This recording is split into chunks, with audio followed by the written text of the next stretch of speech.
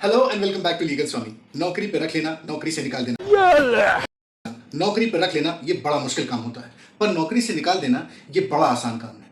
अब वर्कमैन हैरान परेशान, कहाँ जाएं, कहाँ न्याय मांगे, अब किसके पास जाएं। हाई कोर्ट जाएं तो भगा देते हैं, सिविल कोर्ट जाएं तो चप्पलें घिस जाएंगी। देखिए मान्यवर, इसी को ध्यान में रखते हुए हमारे पास लेबर कोर्ट्स और लेबर ट्राइब्यूनल्स बनाए गए, जहां कोई भी वर्कमैन, इवन प्राइवेट और गवर्नमेंट एम्प्लॉइज, अगर वो लेबर वर्कमैन की कैटेगरी में आता है, जो कि डिफाइंड है industrial disputes act 1947, which is a central law, ये केंद्रीय कानून है।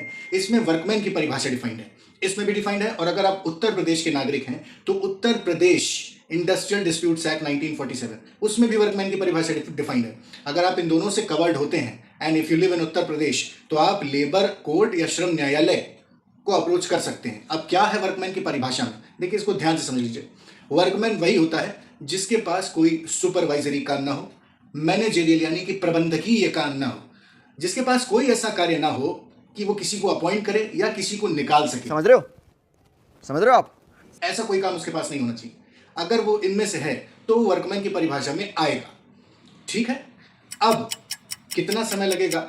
अगर हम लेबर कोर्ट या लेबर ट्राइब्यूनल गए तो हमें कितना समय लगेगा? अब देखिए समय का कुछ ऐसा नहीं, लेकिन हाँ वो ट्राइब्यूनल, वो न्यायालय बनाए ही इसलिए गए हैं कि वहां पे सिर्फ श्रमिक ही जा सकता है अपने सेवा योजक के अगेंस्ट, कि हमें इलीगली रेंट्रेंच किया गया है या निकाला गया है। अच्छा, ओके। और हाँ, इसमें अधिकारीगण शामिल नहीं होंगे। लीगल मनी के प्रयागराज केंद्र से आज के लिए बस इतना।